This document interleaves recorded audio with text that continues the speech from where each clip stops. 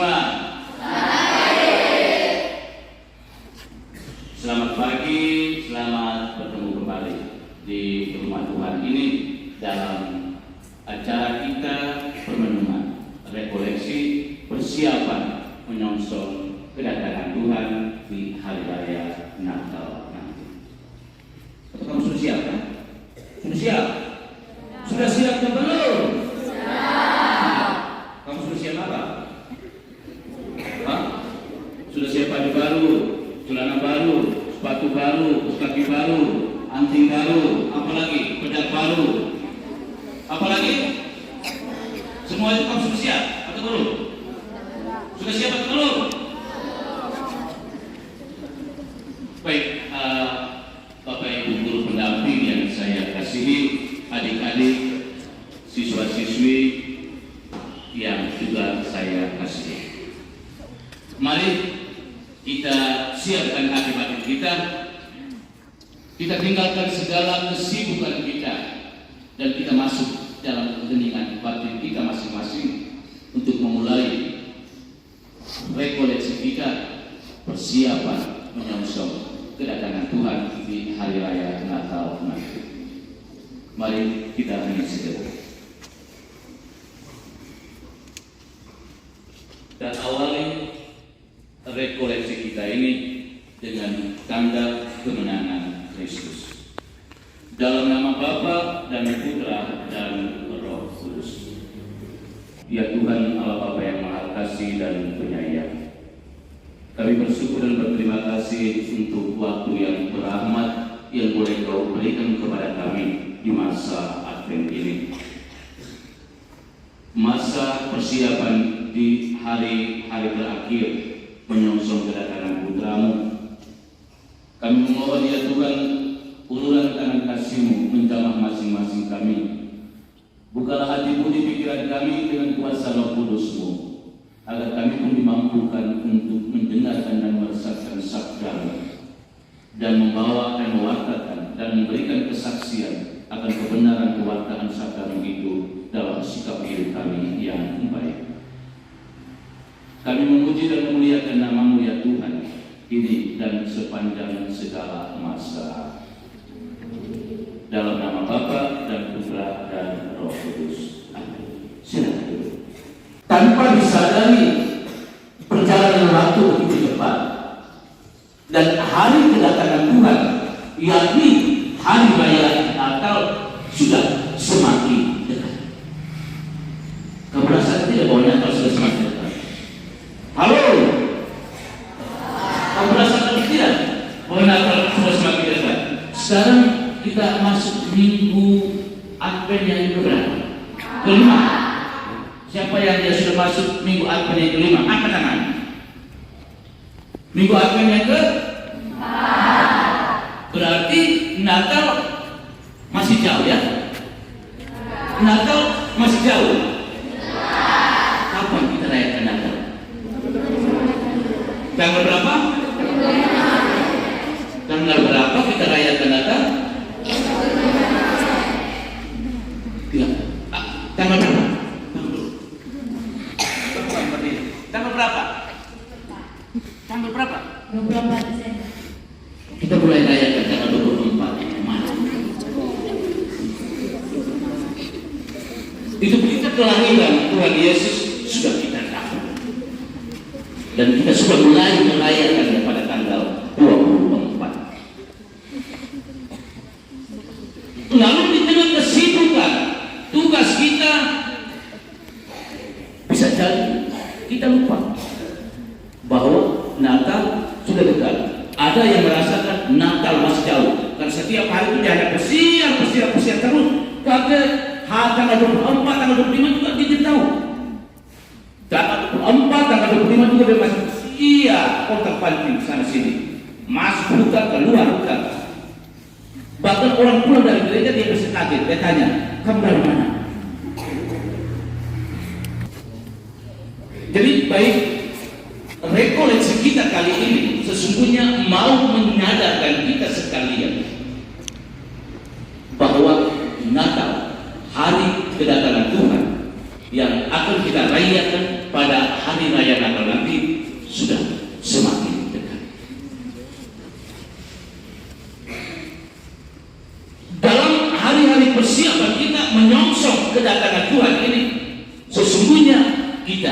sudah mengadakan kegiatan-kegiatan iman, entah di sekolah ataupun di lingkungan kita masing-masing untuk gereja Katolik. Tema umum pendalaman iman. Adventus itu apa? Tema umumnya apa? Tema umumnya apa?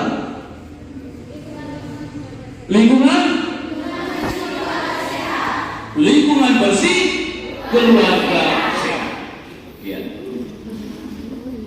Tema umum itu dibagi dengan sub-tema-temanya yang harus direnungkan dan didalami dalam 3 kali pertemuan dan ditutup dengan pertobatan dan aksi nyata. Jadi kita sudah mempersiapkan diri pendalaman iman, bahan-bahan Adventus, persiapan. Jadi momen berlama di masa Advent ini sesungguhnya mengajak kita untuk lebih merenungkan secara dalam bagaimana kita membangun relasi hubungan kita dengan Tuhan, hubungan kita dengan sesama, hubungan kita dengan alam semesta. Apakah kita sungguh-sungguh menjaga relasi hubungan kita di antara ketiga tadi yang sudah saya sebut itu secara harmonis, baik dan benar atau tidak? Sekarang kita lihat dulu. Kita lihat subtema.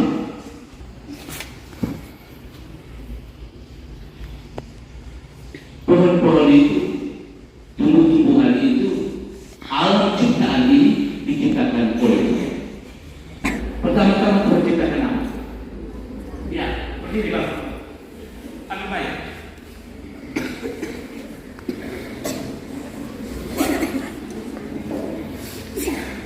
Pertama-tama Allah menciptakan langit dan bumi sendiri. Allah menciptakan langit dan bumi beserta segala isinya. Jadi kita manusia ini diciptakan pertama atau terakhir? Hah? Ya, kita diciptakan terakhir. Jadi Allah menciptakan kita yang terakhir dan memberi kita kuasa, wewenang dan tanggung jawab untuk menjaga, memelihara dan melestarikan apa yang sudah Dia ciptakan.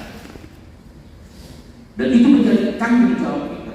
Jadi kalau Tuhan sudah ciptakan pohon, tumbuh-tumbuhan, lalu kita tebang, itu baik atau tidak? Hah? Baik tidak? Tidak baik ya? Karena kita bilang tidak baik tetapi kita masih menjalankan sikap tingkah laku kita yang suka menebang pohon.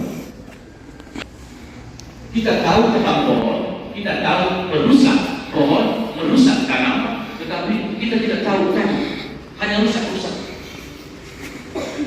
Tahukah tidak akibat? Kalau akibat dari penebangan hutan itu sendiri. Kalau seandainya kita hidup ini tanpa pepohonan, tanpa tanaman, kosong begini, bagaimana? Kamu rasa bagaimana? Udaranya panas atau dingin? Sudah tahu panas begitu, masih tebang pohon, masih rusak tanaman. Kalau seandainya kita hidup tanpa pohon, tanpa tanaman, lalu hujan besar, angin datang, banjir, kita persalahkan siapa? Persalahkan siapa? Tuhan Allah ya? Persalahkan siapa? Manusia. Jadi Tuhan menciptakan itu baik adanya, hanya yang baik dan adanya itu kita rusak. Karena itu panggilan kita sesungguhnya adalah menjaga, merawat, memelihara dan melestarikan. Bukan kita jaga, rawat, memelihara dan mematikan, tetapi kita melestarikan, menghidupkan. Sekarang kita melihat tema yang kedua, tema pertemuan yang kedua. Tema apa itu? Jangan membuat membuang sampah? Ingat, sampah. Kalau sampah bertumpukan bagaimana? Udaranya segar ya? Hah? Bagaimana? Halo? Udaranya segar atau tidak? Kita masuk ke dalam gereja, tisu kita pakai, setelah pakai bukan kita simpan untuk pulang bawa buang di tempat sampah, tetapi kita langsung buang. Kertas-kertas permen-permen kita buang. Bukan hanya di gereja tapi di sekolah juga. Biasa kamu buat atau tidak? Kita buat. Lalu bagaimana kita mengharapkan lingkungan yang bersih yang mendatangkan kesehatan untuk kita? Semua kita ingin sehat atau tidak?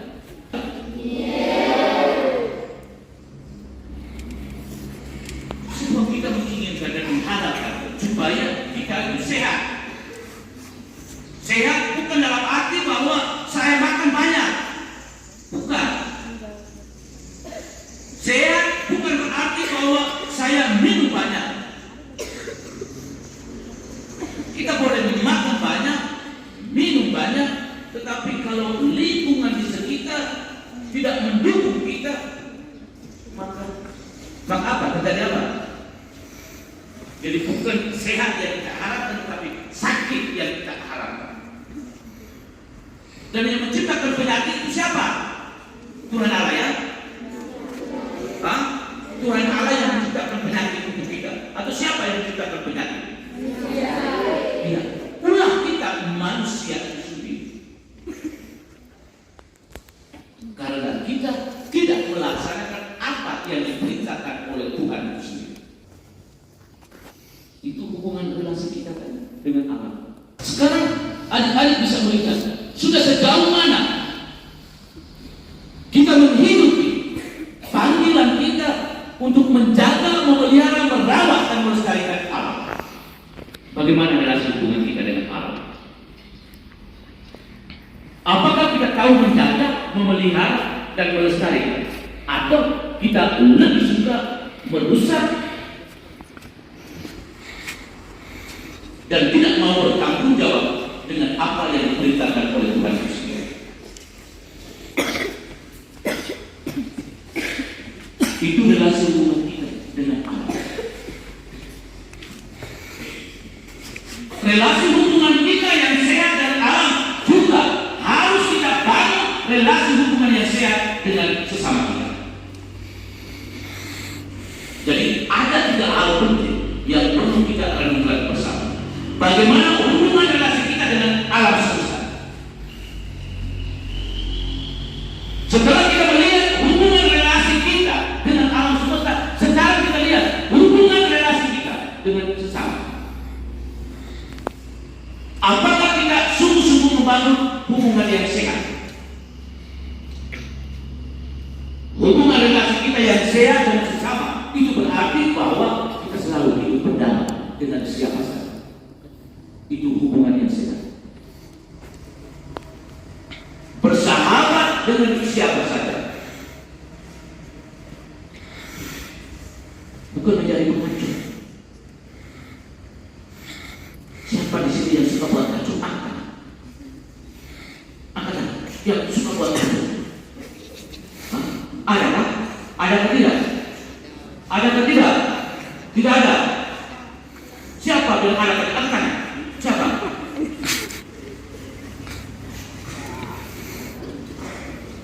Orang yang selalu buat kacau ini berkelahi di mana-mana. Relasi hubungan dengan sesamanya tidak sehat. Suka minum mabuk. Sudah minum mabuk habis berkelahi dengan sesama, dengan teman. Masa persiapan kita menyongsong hari kedatangan Tuhan, sesungguhnya kita juga diajar meninjau kembali bagaimana hubungan relasi di antara kita. Apakah kita sungguh-sungguh membangun hubungan relasi kita yang harmonis? Itu berarti bahwa kehadiran kita di mana-mana selalu menciptakan kedamaian, ketenangan dan kebahagiaan. Kalau di dalam keluarga kita tidak menciptakan situasi kehidupan yang aman, damai dan bahagia, bagaimana kita bisa keluar lebih jauh untuk membangun relasi hubungan kita yang harmonis dengan yang lain. Lalu sekarang kita melihat bagaimana kita membangun hubungan relasi kita dengan Tuhan. Mungkin ada di antara kita yang tidak begitu kenal dengan gereja. Ini yang dari gereja Katolik. Sekarang saya mau tanya dulu, yang dari Propinela. Semuanya dari Propinela. Angkat tangan dulu. Angkat tangan yang dari Propinela. Yang dari Sekasi Kota Boy, yang Katolik. Aku dari lingkungan mana? Lingkungan. Aku dari Kota Boy, ya? Nah, lingkungan apa? Aku tahu lingkungan. Kau tinggal di mana? Aku tinggal di mana? Kota Boy di mana? Bagian Asulu, lingkungan Asulu. Aku di Motabui, tetapi lingkungan mana? Lingkungan. Aku selama ini tinggal di mana? Di hutan. Di hutan. Aku di mana? Tinggal di mana? Motabui di mana? Hah? Lingkungan apa? Biasa datang ke gereja kita. Hah? Berdiri itu. Saya bapak berdiri itu. Hanya 3 orang kan? Yang dari Motabui. Motabui siapa? Aku dari mana? Asal itu bukan Motabui atau asal di mana? Di mana asal apa? Hah? Asulun enggak Asulun hai apa ada Asulun kau dapat dari mana Asulun aku dari mana kita sudah selesai semua kan ya kamu punya pastor Progi itu siapa? Pastor Progi dia sekarang dia memang tidak ada di sini, kita pun Pastor Progi siapa? Pastor Progi dia memang dia tidak ada di sini, dia ada pergi keluar. Pater siapa? Pater ini Pastor Progi siapa? Dia memang ada bepergian, makanya diserahkan saya ke sini. Ireneus SPD. Hai, saya saudara pendidikan. Untuk Bapak. Hah?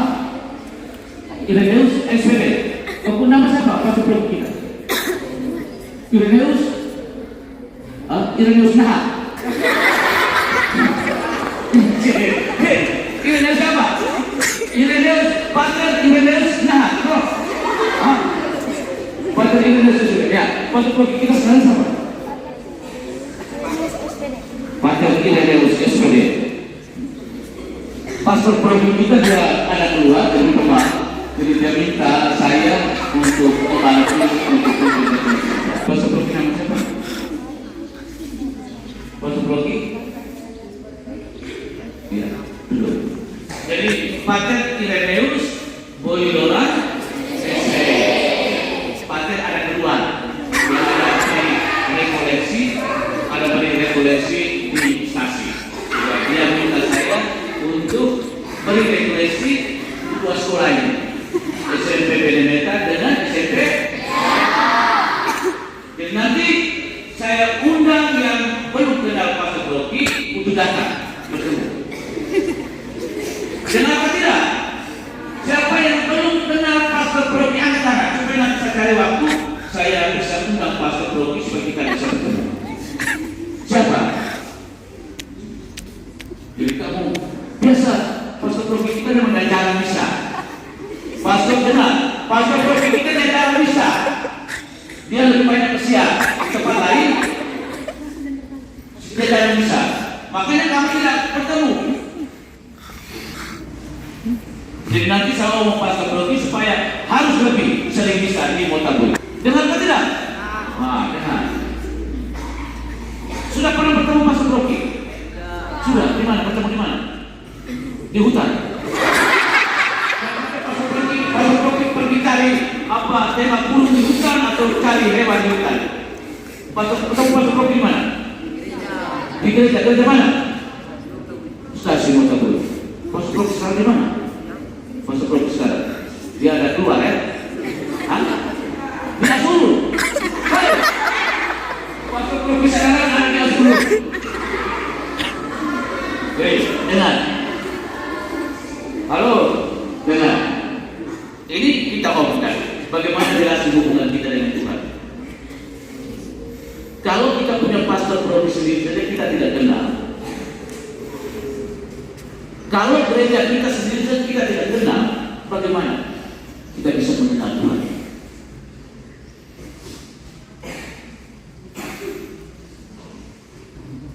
Setiap hari Minggu kita diundang untuk datang berkumpul bersama dalam perayaan Ekaristi bersama dengan yang lain.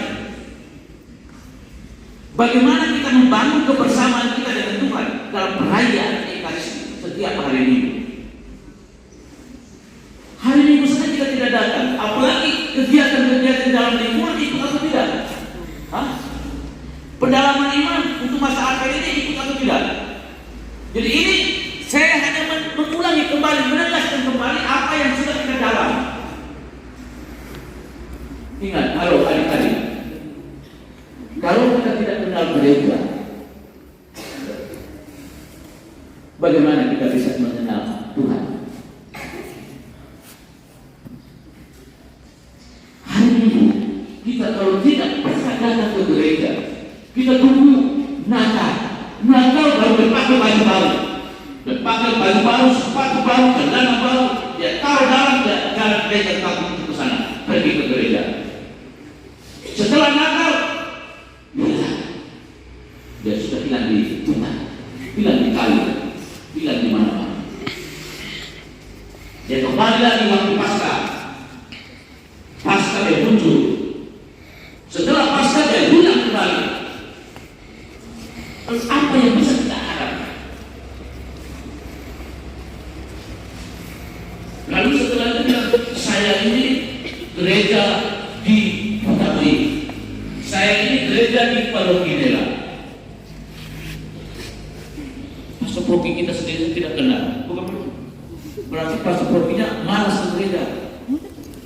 Jadi antara dua, Pastor Prokinya malas ke gereja, malas bisa, atau kami yang malas bisa, yang tidak pernah ke gereja. Antara dua itu, tidak pernah kenal gereja, mau jawab bagaimana? Nanti sebentar kesimpulan terakhir itu bagaimana kita membangun tobat. Lihat coba sendiri. Ingat, bagaimana kita menjaga relasi hubungan kita yang baik dengan Tuhan.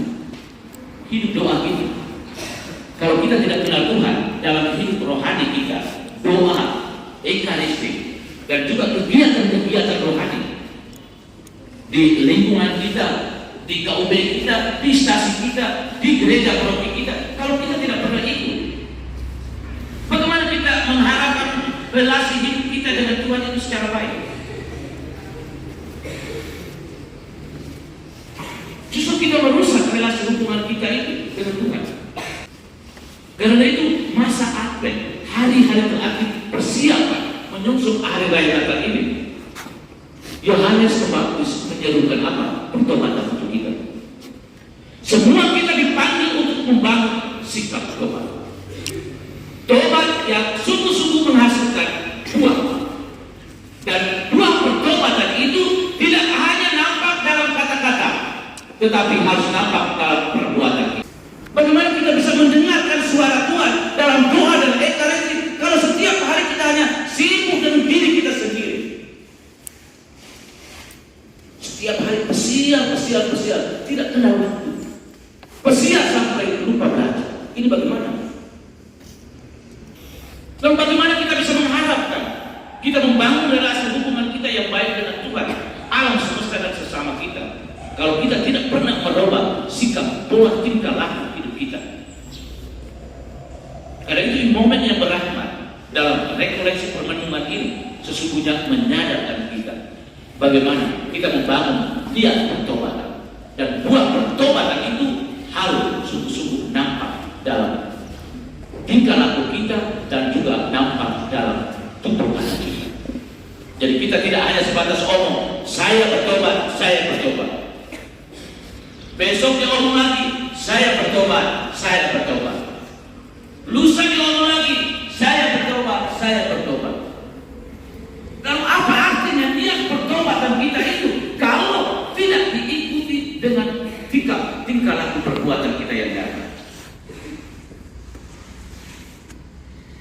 Ingat, pertobatan adalah perubahan. Kita mau berubah. Dan pertobatan itu kita harus sungguh-sungguh membangun satu niat dan komitmen bahwa saya mau berubah. Saya berubah dari sikap hidup saya yang tidak baik, sikap hidup pola hidup saya yang suka merusak tanaman orang, suka menebang pohon sembarangan, suka membuang sampah tidak pada tempatnya. Sikap pola hidup saya yang tidak menjaga, merawat, melestarikan alam lingkungan. Sikap hidup saya yang suka kesian-kesian, suka mabuk-mabuk, suka duduk di jalan-jalan. Sikap pola hidup saya yang malas. Dan semua sikap pola hidup kita yang tidak baik itu harus kita singkirkan. Dan kita masuk dalam satu pola dan semangat hidup kita yang baru. Dengan demikian harapan bahwa panggilan kita untuk menjaga dan memelihara hubungan relasi kita yang baik dengan Tuhan, sesama dan alam semesta sungguh-sungguh kita wujudkan. Seruan Yohanes Pembaptis sesungguhnya mendesak kita bertobat dan jangan menunda waktu untuk bertobat. Jangan katakan besok, lusa atau nanti. Tetapi pertobatan itu kita mulai dari sekarang. Jangan bilang, saya kapan dulu baru saya bertobat. Nah, kalau bertobat bagaimana? Bertobat kita mulai dari mana? Mulai dari mana? Mulai dari sekarang. Jangan semua orang lain yang bertobat. Kita, dari diri kita mulai dari diri kita. Dan kita mulai dari sekarang. Semoga Yesus yang kini sedang kita nantikan kedatangannya menemui kita dalam keadaan yang siap siaga. Siap siaga dalam arti bahwa saya sudah siapkan diri saya, hati, budi, perasaan, seluruh hidup saya sudah saya siapkan. Dengan demikian, ketenangan, kebahagiaan, dan kedamaian yang dibawa oleh Yesus sungguh-sungguh masuk dan kita hidup. Natal nanti kita rayakan dengan gembira, bukan rayakan dengan sedih-sedih. Kita rayakan dalam keadaan yang sehat, dalam sukacita dan kegembiraan. Jadi pulang dan bangun dia bertobat. Tobat apa yang sesungguhnya mau saya buat? Dalam hubungan dengan Allah. Tobat apa yang bisa saya buat? Tindakan pertobatan apa yang nyata yang bisa saya buat? Bersihkan halaman rumah. Dalam hubungan dengan alam, ulang dan buat proker tanaman pohon dan tanam. Tanam pohon di sekitar rumah, tanam pohon di sekitar pekarangan rumah.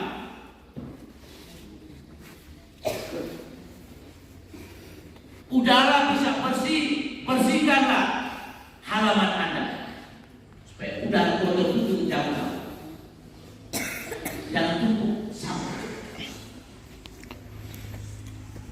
Rumah halaman pekarangan kita harus kita bersihkan. Kertas-kertas plastik, barang-barang kotoran jangan buang di sekitar pekarangan rumah Anda dan juga halaman orang lain. Ada hewan di rumah, jaga baik-baik. Jangan lepas berkeliaran dan merusak tanaman orang lain. Siapa yang punya sapi akan? Aku sapi berapa itu ada? Sapi berapa itu? Apa asal? Ini. Kau sapi berapa ekor di rumah? Satu. Kau biasa ikan atau lepas? Hah? Ikan. Satu ekor tapi ikan. Jangan lepas berkeliaran. berliar begitu.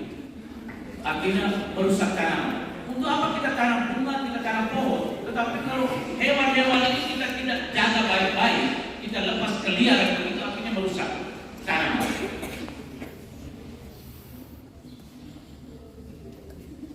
Itu hubungan relasi kita dengan alam.